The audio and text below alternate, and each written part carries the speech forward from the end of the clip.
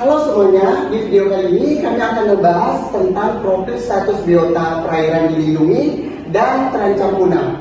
Di sini kami terdiri dari 3 orang. Yang pertama saya sendiri Rama dan anggota saya yaitu Siska dan Siska Aprilia. Kami dari kelompok 6. Langsung saja ke pembahasan pemateriannya.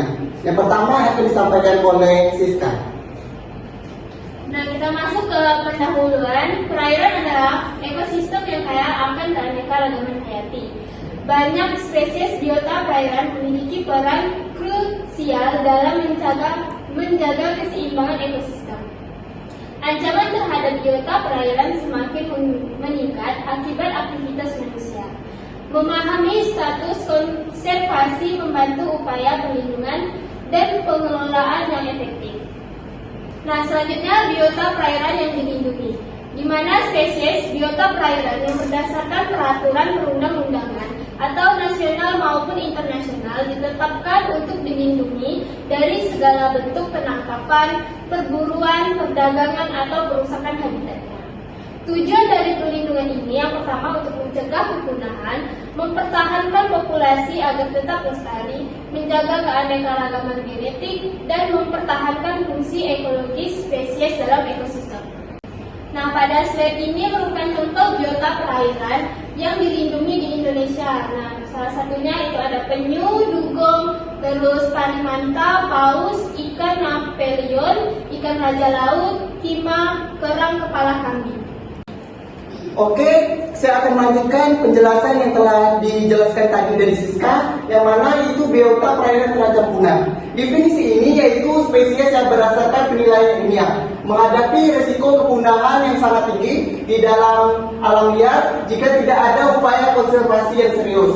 Penilaian ini umumnya dilakukan oleh lembaga seperti IUCN, International Union for Conservation of Nature, melalui daftar merah IUCN, IUCN Red List of the Threatened Species. Kategori ancaman ini ialah yaitu punah menurut IUCN meliputi Cristacea endangered CR yang sangat terancam punah. Spesies ini menghadapi risiko kepunahan yang sangat tinggi di alam liar. Lanjut yaitu endangered and terancam punah, yaitu spesies ini menghadapi risiko kepunahan yang tinggi di dalam liar. Selanjutnya yaitu vulnerable, yaitu VU, yaitu rentan. Spesies ini menghadapi risiko kepunahan di masa depan. Jadi yang tadi saya jelaskan ini berkaitan dengan contoh biota perairan terancam punah. Yang pertama itu lumba-lumba, yaitu Irwa wedi. Yang kedua yaitu paus sperma, yang ada teman-teman lihat pada gambar tersebut. Yang ketiga yaitu hiu gergaji. Jadi gambar tersebut biota ini terancam punah. Untuk faktor-faktor utama penyebabkan biota perairan terancam punah, yang pertama yaitu faktor-faktor yang menyebabkan yaitu kerusakan dan hilangnya habitat. Ini menjadi faktor permasalahan yang mana akibat pencemaran, penebangan pesisir, kerusakan ekosistem, kunci seperti terumbu karang, mangrove, dan padang lamun. Yang kedua yaitu penangkapan berlebihan atau disebut overfishing. Ini merupakan permasalahan juga, yang mana ini praktik penangkapan ikan yang tidak berkelanjutan, penggunaan alat asap yang merusak, atau penangkapan spesies target secara berlebihan. Yang kita ketahui bahwa nelayan-nelayan yang ada di pesisir ada beberapa melakukan permasalahan, mulai dari penangkapan yang ilegal dan juga penangkapan yang berlebihan secara overfishing. Kita lanjut yaitu pencemaran lingkungan. Selain permasalahan di atas, pencemaran lingkungan juga terjadi permasalahan, yang mana sampah plastik, limbah industri, tumpahan minyak, dan polutan kimia lainnya yang meracuni lautan. Ini permasalahan yang terjadi di lingkungan pesisir.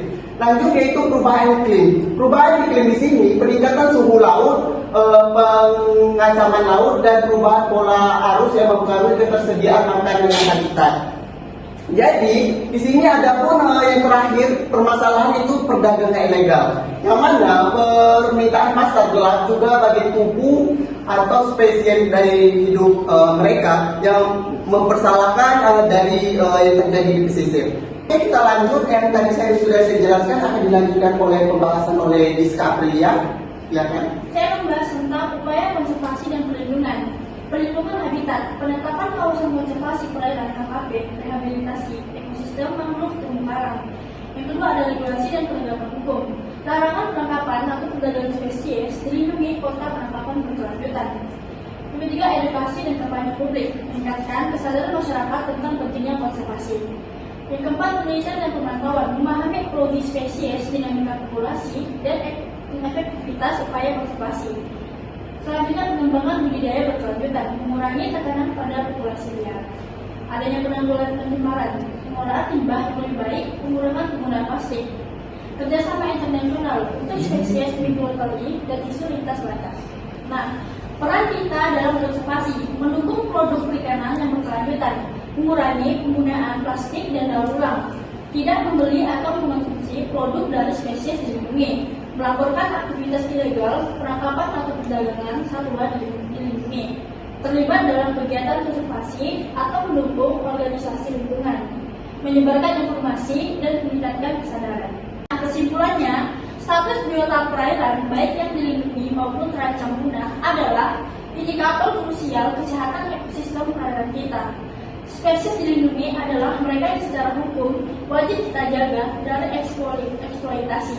Sementara spesies terancam punah adalah yang menghadapi risiko kepunahan tinggi berdasarkan penilaian ilmiah.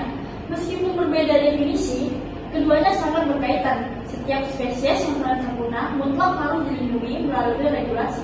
Ancaman seperti kerusakan habitat, penangkapan berlebihan populasi, dan dampak perubahan iklim terus menekan populasi mereka.